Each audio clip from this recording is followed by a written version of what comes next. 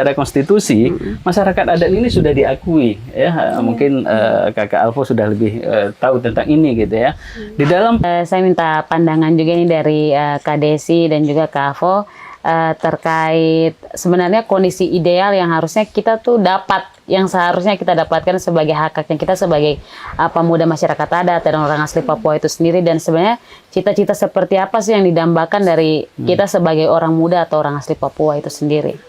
Tentunya sebagai orang muda, ini juga karena melihat realita di Papua, sekalipun ada secara konstitusional, ada undang-undang yang melindungi, mengakui dan melindungi hak-hak masyarakat adat, tapi karena memang ada satu kelemahan di sistem di Indonesia yang tidak punya payung hukum yang secara spesifik itu benar-benar melindungi dan menghormati hak-hak masyarakat adat. Nah, itu satu tantangan besar yang ada. Tapi sebagai orang muda tentunya juga kami punya harapan seminimal mungkin kalau dari pendapat saya. Untuk kami yang ada misalnya ini di daerah di Sorong, minimal pengakuan itu dijalankan begitu. Yang sudah punya perda itu diimplementasikan begitu. Jangan aturan itu hanya dibuat di atas kertas. Akhirnya yang sekarang yang terjadi ya kita lihat misalnya kita punya instrumen hukum perda ada, ya samalah kondisinya kayak kami Papua diberikan kekhususan lewat undang-undang otonomi khusus, tapi hak-hak kami diacak-acak begitu sama pemerintah Jakarta begitu, sama yang sekarang mungkin kita tahu dampak dari undang-undang Cipta Kerja tadi, di mana oligarki ini yang lebih menguasai ini. Dan dampaknya itu, dampak negatifnya itu kami yang paling merasakan. Mungkin itu saya sebagai orang muda mungkin seminimalisir mungkin ya, seminimal mungkin yang bisa kami harapkan itu untuk yang sudah punya instrumen hukum ini tolong dijalankan begitu. Kalau tidak dijalankan ya tentu gejolak yang hari ini kami lihat secara nyata itu dia akan lebih masif lagi gitu, karena dengan berbagai macam kampanye, isu yang mulai terbuka. Tadi kita membahas sedikit tadi itu ada yang ada kampanye All Eyes on Papua, itu kan dia mau kasih tahu bahwa di Papua ini ada apa begitu toh. Tidak baik-baik saja. Ya, kita sedang tidak baik-baik saja gitu. Yang tadinya sebelum ada All Eyes on Papua juga saya pikir masyarakat Indonesia juga tahu bahwa Indonesia itu sedang tidak baik-baik saja begitu. Dan diperparah dengan kondisi kami di Papua yang kalau kalian bilang bahwa hutan Papua adalah benteng terakhir, jaga benteng ini kali jantungnya kita gitu. Tapi jadi ini yang memang itu tidak mudah, mungkin ringan sekali kita menyampaikan, tetapi itu butuh pekerjaan yang memang harus konsisten juga kita jalan terus. Karena kita sedang berhadapan dengan sistem, dengan tangan besi yang ya mereka cukup kuat.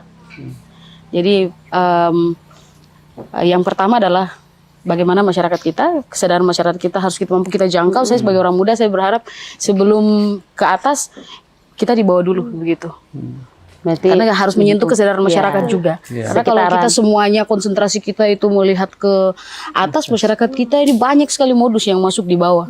Tadi kita tolak si A, ternyata ada si B diam-diam datangnya itu tidak sendiri, datangnya bawa si C kayak begitu. Model pendekatannya, model pendekatannya terlalu terselubung pendekatan itu. Gitu. Dari pandangannya Desi mungkin Desi juga kan sempat ikut itu konsolidasi ya, proses konsolidasi yang menjadi yang seperti yang sudah disampaikan oleh Kak Alvo bahwa perda itu sebenarnya harus diimplementasikan, bukan hanya ada saja. Menurut Kau sendiri itu bagaimana? Soalnya seperti yang kita sudah diskusikan sebelum-sebelumnya, ada ketakutan-ketakutan seperti kasus-kasus lain, kasus-kasus di Kalimantan, Sulawesi, dan di Lempang. Jangan sampai kita di Papua juga direlokasi begitu dengan rancangan undang-undang yang sampai saat ini tidak disahkan gitu. Dan kita mau berlindung kemana gitu. Payung besar yang diharapkan masyarakat adat Indonesia itu sendiri saja saat ini dibungkam gitu, kayak tidak ada pengakuan gitu. Pengakuan ada, tapi dalam penerapan kerja-kerja itu secara sistematis kayak tidak ada gitu, tidak ada keberpihakan, sehingga kesenjangan sosial, ekonomi, dan juga perubahan ekologi budayanya juga itu menjadi apa ya, masalah terhadap kita masyarakat adat Papua gitu. Kemiskinan ekstrim terjadi di seluruh Indonesia, bukan hanya di Papua begitu. Ya, Mbak Rosi, saya menambahkan terkait dengan relokasi tadi. Itu Mbak Desi sangat menarik sekali gitu ya. Nah, merelokasi masyarakat adat dari tempat hidupnya semula, ini adalah bentuk nyata kebijakan pemerintah yang menghilangkan eksistensi keberadaan masyarakat adat itu sendiri gitu. Merelokasi masyarakat adat, dengan demikian negara mencoba untuk menghilangkan hak-hak masyarakat adat yang melekat pada diri mereka gitu ya. Karena kalau kita lihat lagi ke belakang ya, sejarahnya bahwa masyarakat adat ini kan lebih dahulu ada sebelum negara ini terbentuk gitu ya. Nah, oleh karena itu yang melekat di masyarakat adat itu adalah hak asal usul. Hak asal usul itu adalah hak yang memang benar-benar melekat yang ada di masyarakat adat. Nah, kita ambil misalnya kasus Rempang. Akibat program proyek strategis nasional, ya kan, masyarakat harus direlokasi dari tempat hidup mereka. Nah, padahal mereka sudah mendiami wilayah tersebut itu berabad-abad. Mereka kan berada di bawah kerajaan Riolingga gitu ya. Mereka itu sudah ada di sana itu sejak 1835, coba bayangkan. Dan menariknya, itu ketua adatnya bilang, kami tidak anti investasi, tapi tolong jangan kami direlokasi.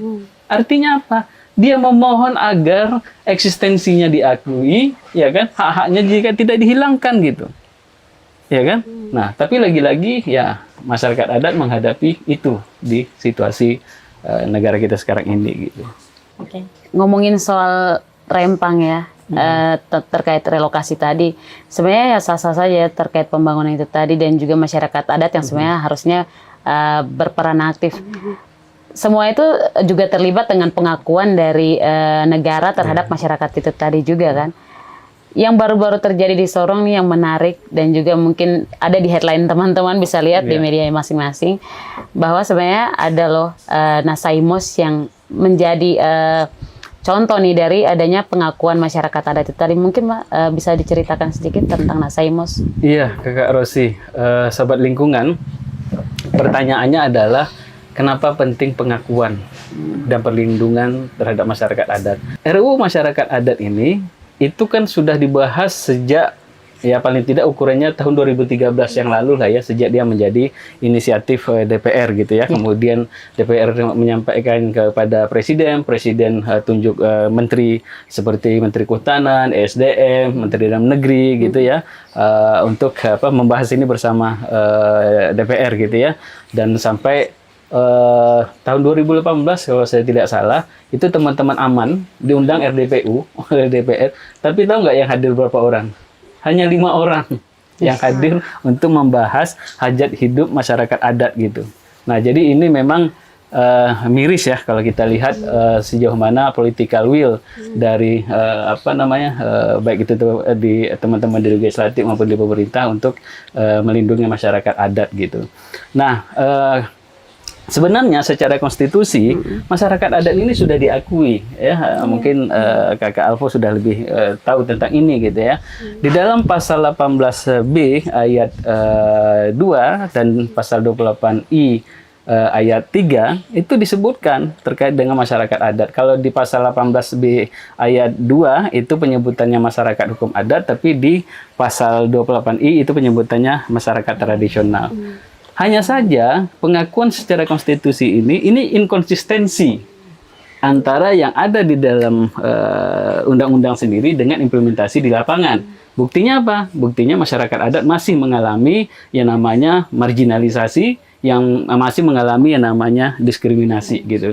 Nah, tidak hanya Undang-Undang Dasar 1945 yang mengakui keberadaan masyarakat adat, sebenarnya penyebutan masyarakat adat juga ada di undang-undang sektoral. Sebutlah Undang-Undang Kehutanan, Undang-Undang Perkebunan, Undang-Undang Pesisir dan Laut, dan sebagainya gitu.